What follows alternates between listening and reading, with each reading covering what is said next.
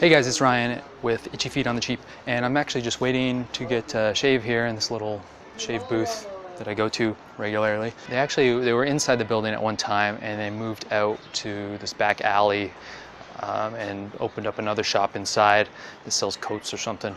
So it's kind of cool, cool little setup. But anyway, I'm here today to talk about Luang Prabang, a city in Laos, pretty popular for tourism. In 1995, UNESCO named it a World Heritage City.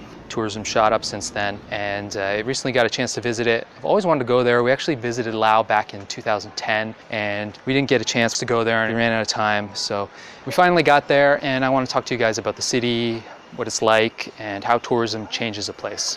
In many ways, tourism is a double-edged sword. From the tourist point of view, I want to experience an authentic culture, but the places that have the attractions, the ones that people go to and fall in love with, they're often set up for tourists, and I find myself experiencing the tourist industry of a town rather than an authentic, in this case, Lao town.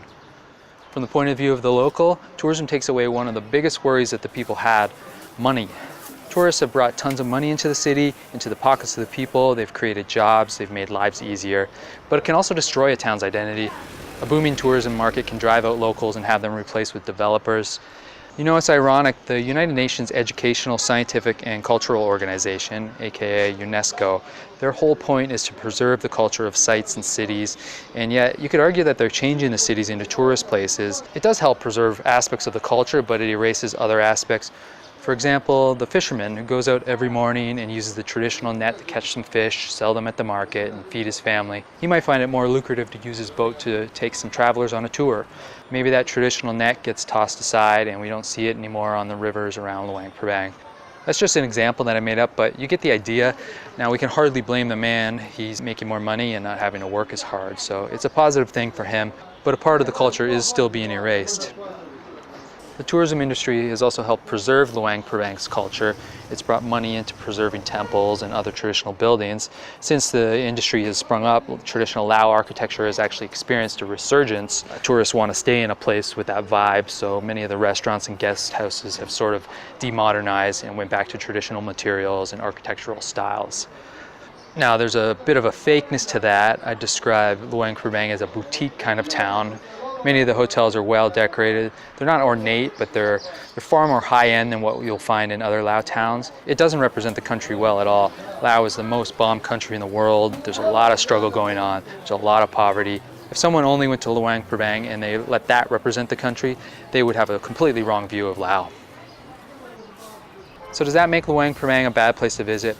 I mean, there's a reason people go there. It's stunning, it's filled with religious architecture. There are 34 monasteries around. There's a peacefulness that's still present despite all the foreign visitors.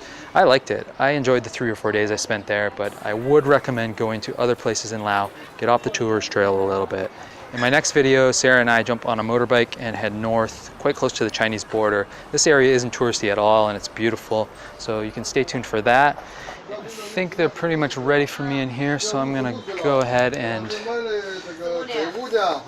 get a seat and get ready to get this beard shaved off my face. So thanks for watching, and make sure you subscribe below, hit the bell icon to get yourself notified of any upcoming videos. And remember, zip it up or zip it out. Zippity-doo-dah-doo-doo-doo.